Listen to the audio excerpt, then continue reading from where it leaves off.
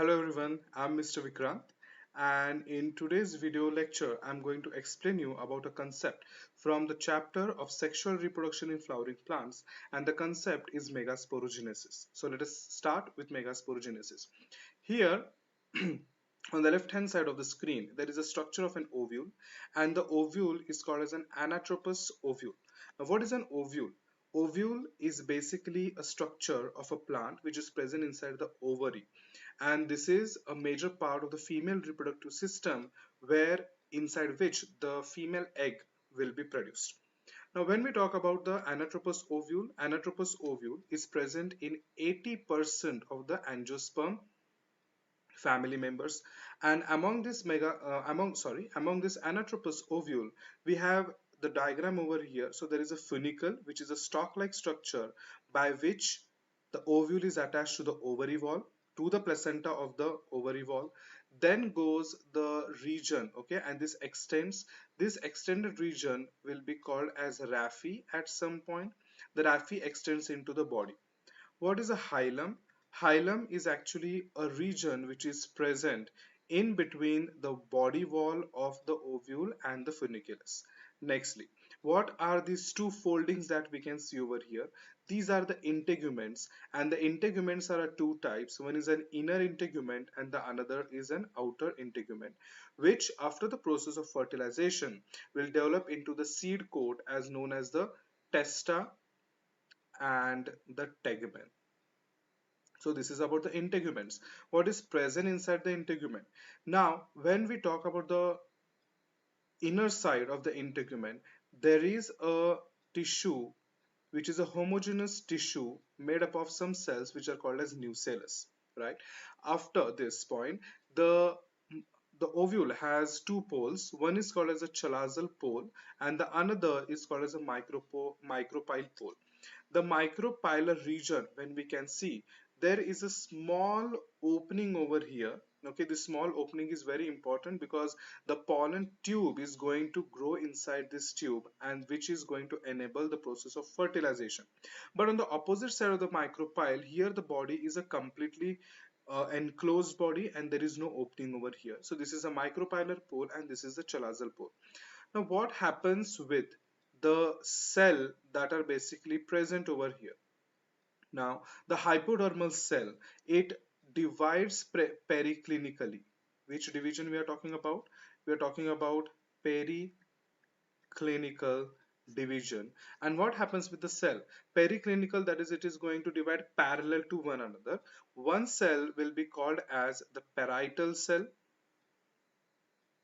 and the another cell will be called as the megaspore mother cell. So this one cell will act as a megaspore mother cell. What happens with this megaspore mother cell? Now please remember that the division that is taking place at the chalazal pole. The cell grows in size and it is a diploid cell, which we are going to call it as a megaspore mother cell. This cell undergoes meiotic division, and after the process of meiosis, four daughter cells are formed. That is, now we are going to call it as a tetrad condition, and these cells which are formed after the meiosis are going to be haploid in nature.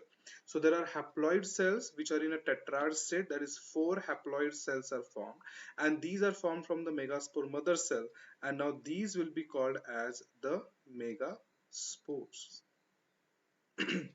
Right, so this is the process of megasporogenesis. Megaspores are getting generated from the megaspore mother cells, and that's why we call this process as megasporogenesis. Now what is going to happen with these four megaspores that have been formed? The three megaspores, and we're talking towards the chalazal side, they will get degenerated, that is, they are going to get vanished, and only one megaspore remains functional. Now what is going to happen with this functional megaspore and why it has such an importance? See, this megaspore is responsible for the formation of embryo sac. And what is an embryo sac? It is a female gametophyte. This is a structure. This is a structure inside which the female gamete, the female egg would be present. What happens with the megaspore? Now there is this single megaspore, right? So we can see in the diagram the megaspore tetrad is formed, and this is a haploid cell that is formed. But now we are going to study further what is going to happen with that functional megaspore. That functional megaspore, as it is haploid in nature, okay, it has one nucleus inside, but this nucleus undergoes mitotic division 3 times, or we can say it undergoes 3 mitotic division.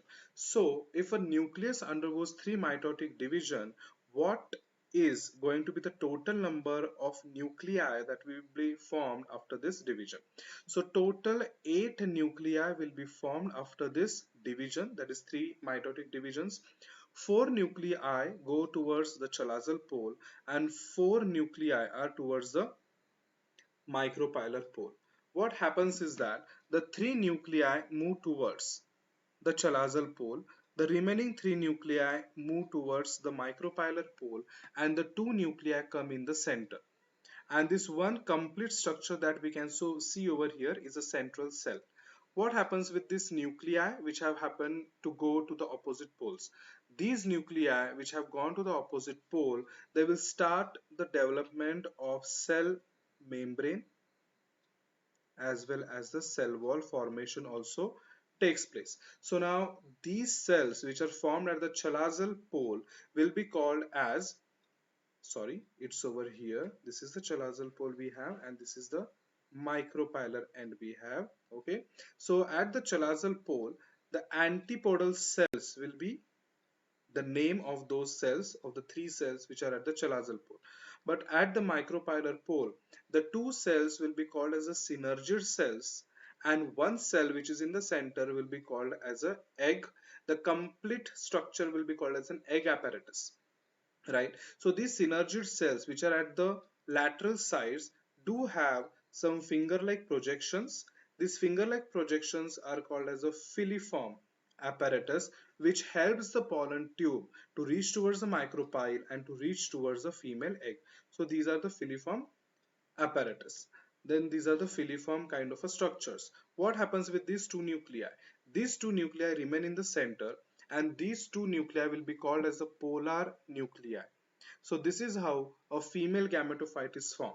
So now when we study the female gametophyte, the question that would be asked is how many nucleated stage and how many celled stage is the female gametophyte.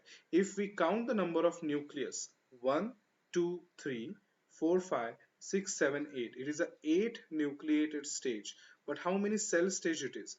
The central one is a completely big cell. So these 3 cells, that is 4, and the 3 cells at the chalazal end. So 3 plus 3 is 6 and the central one is 7. So it is a 7-cell stage. So the female gametophyte which is formed from one megaspore is a 8 nucleated and 7-celled structure.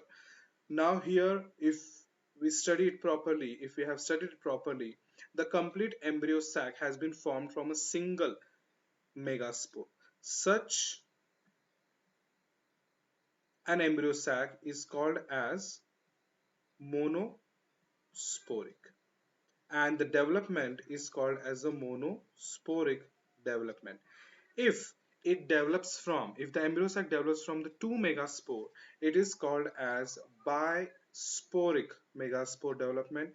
If it is formed from the 3 megaspores, that is 3 functional megaspore, it is called as triasporic.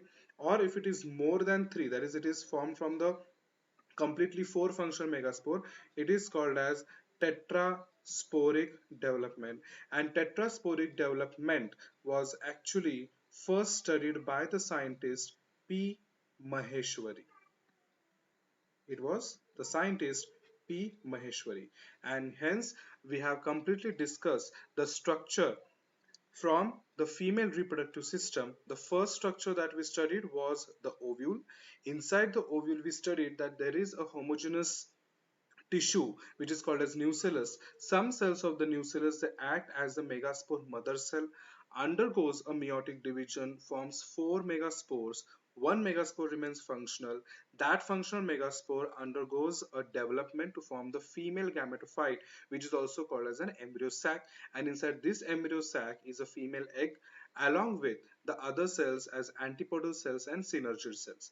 Now the remaining part is that we will just take a quick review on the ploidy conditions of these cells. Now, as all of these cells have been formed from one single megaspore and the megaspore was haploid, so these synergid cells and the egg cells are going to be haploid in nature. They are going to be haploid in nature. The antipodal cells are also haploid in nature, and the two polar nuclei, they are also haploid in nature. But what about the megaspore mother cell? The megaspore mother cell, it underwent meiosis, so this megaspore mother cell is actually diploid in nature. So this is all about megasporogenesis and embryo sac formation or the female gametophyte formation. Thank you so much for watching.